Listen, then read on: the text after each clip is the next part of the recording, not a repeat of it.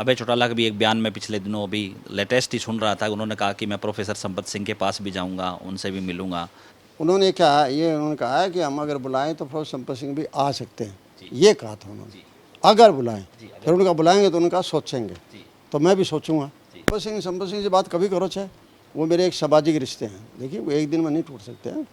मैं 32-33 साल तक मैंने उन परिवार के साथ काम किया है, जो देवलाल के साथ काम किया है, तो वो रिश्ते तो रह ही रहेंगे। खैर देखिए जहाँ इतना जुड़ा रहा हूँ मैं, राजनीतिक बातें अलग होती है, ये बातें अलग।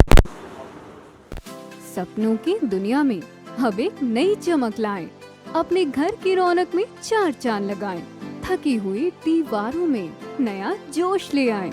इंटेलेक्स पेंट्स के संग जिंदगी में कुछ अच्छी यादों को बनाएं। करें 1800-2123-494 पर।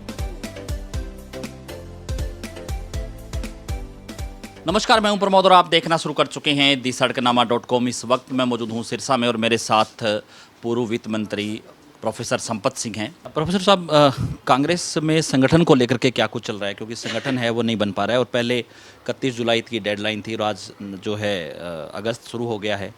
कब तक बन पाएगा, क्या कुछ करना? देखिए मैं तो बहुत दिन हो गए दिल्ली गए हुए, और ना ही मैं कुछ चेष्टा करता, मेरा काम ही नहीं है वो। मैं तो एक साधारण सा आदमी हूँ, वो पार्टी करेगी जो कर लेगी, ठीक है। बड़े लोगों का काम है। पिछले दिनों आपके बेटे का एक ट्वीट आता है जिन्होंने ये लिखा कि जो लोग अलग पार्टियों पे कह रहे थे कि ये वोट काटू है और खुद जो है सरकार काटू बन गए। मतलब विरोधाभास की स्थिति है, क्या माना जाए इसमें? जी देखिए, सबका अपना अपना आंकलन होता है जी वो भी आज कोई छोटा नहीं है जी उसके भी लगभग 46-47 एज हो रही है। यूथ कांग्रेस में काफ़ी सक्रिय रहे। कांग्रेस में पार्लियामेंट में जब राहुल गांधी जी पहले यूथ शुरू करे थे चुनाव, जी उस चुनाव से हिसार पार्लियामेंट एरिया से यूथ का प्रेसिडेंट बना था। और मेरे साथ भी जो है ना, मेरे हर चुनाव को संभालता भी रहा है। चाहे वो पार्लियामेंट के चुनाव आते, बड़े चुनाव होते, 3-4 हल्के वो संभालता था। सारी समझ है उसको, और सारी समझ है तो अपनी समझ के हिसाब से उसने जो भी लिखा है दिया है, वो अपनी समझ से दिया है। और वो भी एक इंडिपेंडेंट स्टेटस है उसका भी है, अपने विचार भी इंडिपेंडेंट हो सकते हैं। किसी कुछ हो सकते हैं, किसी कुछ हो सकते हैं, लेकिन जो विचार दिए है, मुझे लगता है कि उसने बहुत सोच समझ के विचार पर। कहीं कोई नाराजगी तो नहीं कि नलवा से आप टिकट मांग रहे थे, आपको टिकट नहीं मिला? भाई नहीं मिला कोई बात नहीं, लेकिन वहाँ को जीत जाता तो भी अच्छी बात थी ना। जीत नहीं पाए। ये तो जो कुछ हुआ है वो अब ठीक हो लिया, वो तो अब वो जा लिया। अब बातें बहुत आ ली कि क्यों नहीं हो पाए, क्या हुआ क्या नहीं हुआ, सारी चीज़ें जो है ना अब पार्टी हाईकमांड के पास मैटर है, वो जाने। सारी चीज़ें जो हमने देनी थी वो दे दी वहाँ, सारी की सारी चीज़ें। और मैं तो उस टाइम बहुत ही बोल रहा था, जो रिजल्ट आए तो मैंने तो सारी जितना जो खोलना था, खुलासा करना सारा कर दिया था। हालांकि ईवीएम पे सवाल उठाए थे कि ईवीएम में गड़बड़ी है। पहले कांग्रेस की सरकार बनती हुई दिख रही थी, 50 सीटें दिखा रहे थे, 60 सीटें दिखा रहे थे, इस टाइप की बातें। देखो इस बार हालात ऐसे थे, जी कितनी भी सीट आ सकती थी, जी लेकिन क्यों हुए, कैसे हुए, जी वो पार्टी हाईकमांड तक पहुँच चुके हैं, आगे उनका काम है। हालात बहुत अच्छे थे। हालात अच्छे थे। किसान आंदोलन भी एक तरह से, क्योंकि गुरनाम चढ़ूनी ने भी कहा कि हमने किस तरह का एक प्लेटफॉर्म। अकेले को नहीं, अकेला किसान आंदोलन इतना नहीं, बहुत बड़ा था। जी 13 महीने वहाँ दिल्ली बैठे रहे, वो भी छोड़ दो। बीजेपी के मंत्री एमएलए कोई जाता था गांव में, एंट्री नहीं मिल रही थी। चीफ मिनिस्टर का हेलीकॉप्टर लैंड नहीं करने दिया था, और लोग क्या करें। लोगों ने तो बहुत विरोध किया था, ज़बरदस्त किया था, लेकिन उसका फ़ायदा जो है हम नहीं उठा पाए। तो कसूर तो हमारा ही है ना, कि उन लोगों का, लोगों को कोई कसूर नहीं है। यही कारण है कि लोग थक चुके आंदोलन करके। 3 महीने पानी बंद रहा, कहाँ हुआ, कोई मुद्दा ही नहीं बढ़ा। 3 महीने हरियाणा में पानी बंद हो जाए, पोल थोड़ी है यहाँ बंद हो जाए। लेकिन इसी वजह से लोग हताश और निराश तो हैं, इसमें कोई दो राय नहीं कि रिजल्ट को देख के, और जो कार्रवाई जिस तरह के कुछ लोगों की तरफ से चली, वो सारा सबके सामने है।